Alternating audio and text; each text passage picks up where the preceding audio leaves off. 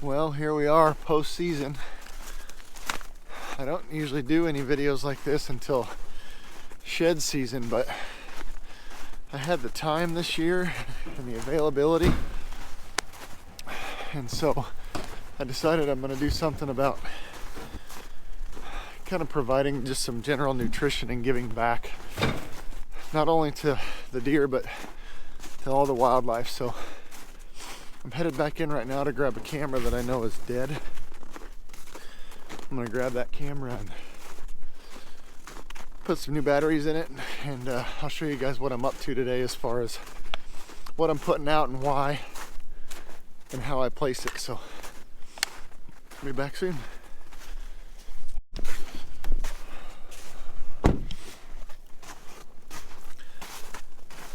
Well, I've been taking inventory of a lot of these tracks. I got this camera out, swapped the batteries real quick, but I've been looking at all the deer tracks, and there's a lot of trails that come right along this edge right through here and come out of the bedding, and then there's another trail back over my shoulder that comes across. This was all a Buck Fever Seed Company clover plot this fall, and right through this edge where the plot screen was, the clover was really thick along that edge, and I can see where they've kind of been digging it up out there. So with this intersection of trails coming from two different parts of the bedding area, I decided I'm going to put a pile right here. These deer have already actually been clawing up the ground and eating.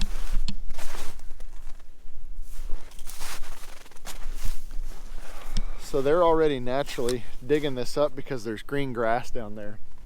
So I've got a tree right back here. I'm going to put a camera right on that tree, and I'll put a pile right here, and it's going to be the closest one to the bedding. So I'm going to get this camera set up, and then I'll show you guys kind of what I'm putting out.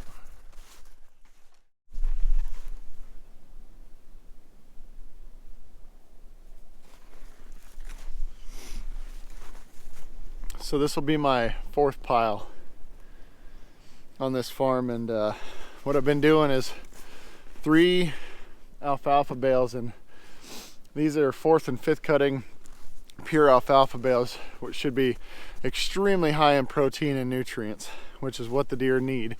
Lots of leaves on this alfalfa. I also bought 3 50-pound bags of corn. I've been adding in corn with that, plus the alfalfa, and I got a block to try. A buddy of mine gave me a next level supplement block, a roasted soybean block. So I'm looking forward to giving that a try, but I'm gonna throw these bales out real quick.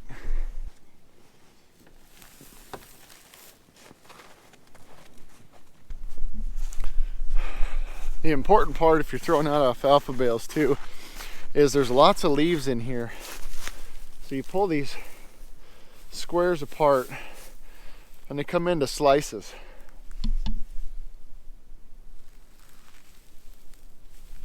Those deer are not necessarily chewing up the stems, they're going after the leaves. So it's important when you throw these bales out, don't just clump the bale together, spread it all out.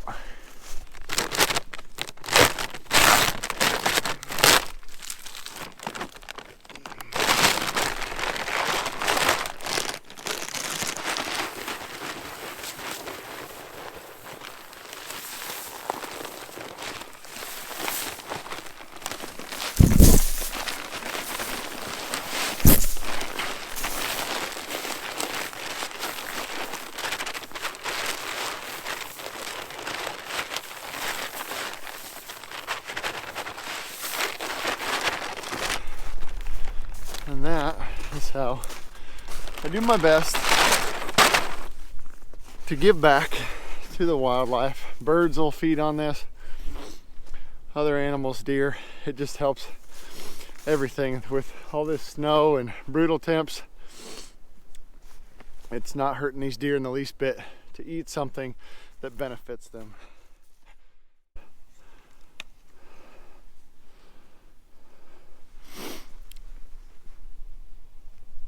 Well, that makes pile number 5.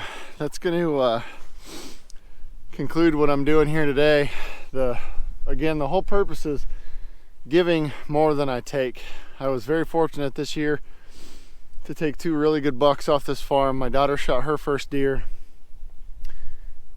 and with the deer density, all this snow, the cold frigid temperatures, the least I can do is spend a little bit of money and time putting out stuff that is beneficial to the deer. I'm not bringing out some random attractant and just dumping it on the ground. This is cracked corn, and the cracked corn is going to allow their digestive system to absorb that nutrients quicker. I've got a soybean block out here, 4th and 5th cutting pure alfalfa bales. They're going to be very high in protein, give them calories, everything that those deer are going to need. So it feels good that I finally got all that stuff done.